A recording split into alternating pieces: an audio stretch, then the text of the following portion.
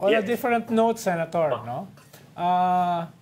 Dati kasi ay meron ka pang ibang mga binabanatan. May plano ka bang magsampa pa ng iba pang kaso sa ombudsman tungkol dito sa dati mo pang mga binabanatan? Halimbawa, yung 51 billion na nakuha ni Pulongs para sa kanyang distrito in less than 3 years, no? Halimbawa, itong dati mo pang sinasabi na bank account ni Sara Duterte, no, na pwede mo namang pabuksan sa ombudsman theoretically.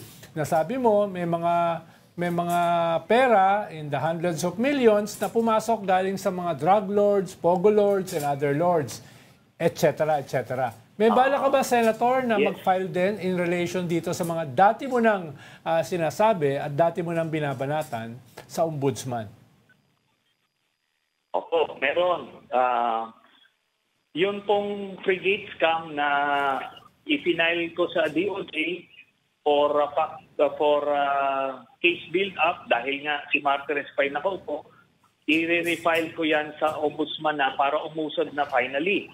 O kompleto rin yung ebidensya ko dyan. Kompleto yung mga dokumento dyan.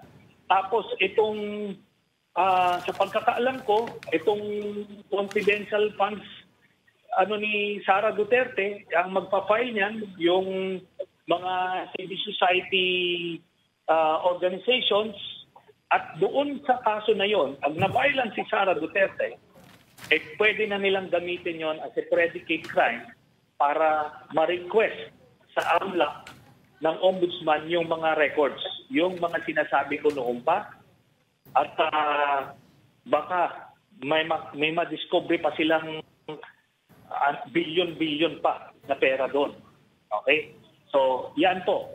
Ako ganito naman ho. Remember, wala na po ako. I'm a private citizen. I have limited access sa mga official records.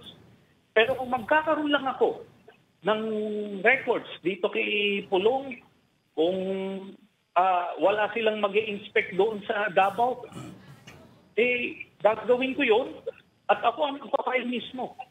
Di ba? Kung wala na silang mahanap na gagawa ng mga yan, gagawin